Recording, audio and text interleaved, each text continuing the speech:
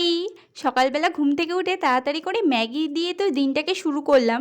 তারপরে তো পড়াতে বসে গেলাম। ওমা! পড়াতে বসে শুনি ওরা অর্ধেক কেউ খেয়েই আসেনি। মানে ৩ জনের মধ্যে ২ জনই ওরা সকালবেলা ঘুম থেকে উঠে তাড়াতাড়ি করে না খেয়েই চলে এসেছে। তাই বাড়িতে একটু কেক ছিল আর ছিল লাড্ডু। তাই তো ওদের ৩ জনকে দিয়ে দিলাম। যে খালি পেট থাকলে কি পড়ায় মন বসে কখনো? তাই তাড়াতাড়ি করে ওরাও খেয়ে নিল। নিয়ে ওদেরকে সুন্দর করে পড়িয়ে তারপরে ছুটি দিয়ে দিলাম। কারণ ওদের আবার ১০টার থেকে স্কুল আছে, তাড়াতাড়ি ছুটি দিতে হবে। তারপর তো আমি স্নান-টান করে এদিকে রান্নাবান্না বসিয়ে দিয়েছি। রান্না করে বাবা বাড়ি চলে এলো। বাবা গেছিলো আজকে ডায়ালিসিসে, কিন্তু হয়নি। এই যে পিঠের এখান থেকে জল বার করেছে আজকে বাবা। তারপরে মার একটা শাড়ি পাওনা হয়েছে, সেটাই দেখাচ্ছিল।